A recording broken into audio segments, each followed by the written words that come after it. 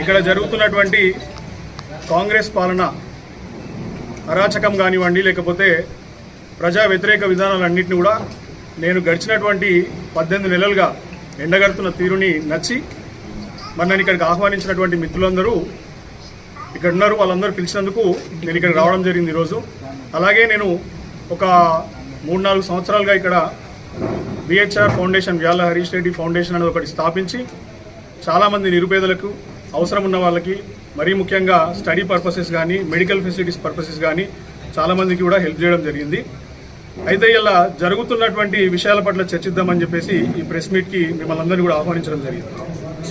మీరు గడిచినటువంటి 10 ఏళ్ల కాలంలో కేసీఆర్ గారి ప్రభుత్వము ఒక సువర్ణాక్షరాలతో లిఖించదగ్గటువంటి ప్రభుత్వం. ఆ పరిపాలన మీరు చూసిర్రు. ఆ వేళ జరిగినటువంటి సంక్షేమ పథకాలు కానీ, అభివృద్ధి పథకాలు కానీ ప్రజలందరికీ ఎరికే.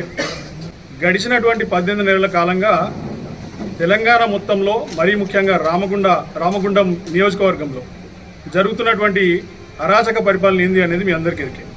ఇక్కడ జరుగుతుంది ఏంది అలా అయితే కూల్చడాలు, లేకపోతే స్కాములు, లేకపోతే దందాల పేరు మీద దోచుకోవడాలు.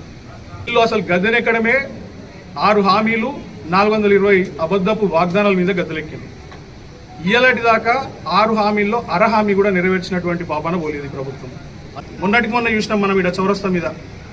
గతంలో కూల్చింది వీళ్ళే, దానికి ఆపోజిట్లే కట్టుకోమని చెప్పిండ్రు వీళ్ళే. పాపం ఒక్కొక్క వ్యక్తి మరి 80,000, 1,00,000 పెట్టుకొని ఒకటి కట్టుకుంటే షెడ్లు మళ్ళీ వచ్చి వాళ్ళే కూల కొడతారు. మున్సిపల్ అధికారుల పేరు మీద వాళ్ళు వచ్చి కూల కొడతారు. అరే నిన్నాక మొన్న పోచమ్మ మైదానం దగ్గర ఏం జరిగిందో మీరు చూసిర్రు.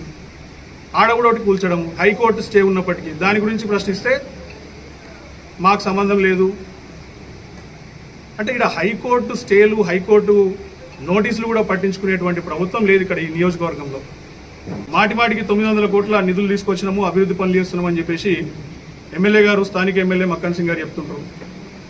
మీరు తీసుకొచ్చిన సింగరేణి సిఎస్ఆర్ నిధులు కాకుండా మరి రాష్ట్ర ప్రభుత్వం నుంచి, రేవంత్ రెడ్డి గారి దగ్గర నుంచి, బట్టి గారి దగ్గర నుంచి ఏమాత్రం నిధులు పట్టుకొచ్చిరో శ్వేతపత్రం విడుదల ఒక నియంతలాగానే వ్యవహరిస్తున్నారు. ఇక్కడ కూల్చడం గురించి కానివ్వండి, లేకపోతే బయట వినిపిస్తున్నటువంటి టాక్ మరి బూడిద, ఇసుక, మట్టి కాంట్రాక్ట్ల ద్వారా స్థానిక ఎమ్మెల్యే గారికి ఖజానా నిండుతుంది ఎవ్రీ మంత్ అని చెప్పేసి అంటారు. రోజుకి ఖజానా వస్తుందంట. వీటి గురించి నేను అడిగితే నాకు బెదిరింపులు, ఫోన్లు చేసుడు. ఇదెక్కడి వ్యవహారం నాకు అర్థమవుతుంది. ఇంత దారుణమా? కేసీఆర్ గారు 10 ఏళ్ల కాలంలో ఎప్పుడు చూసినాం మనం ఇది? ఇలా కాళేశ్వరం నిండగట్టడమే కాకుండా మనం సజీవ నదిలాగా ఉండే గోదావరి నది కూడా మన గోదావరి దగ్గర వీళ్ళు ఏమైపోయిందంటే ఎడారిని తలపిస్తుంది. అది మీట్ పెడదామని నేను నిర్ణయించుకొని ఇలా పర్మిషన్కి అప్లై చేస్తే అరే దాని మీద కూడా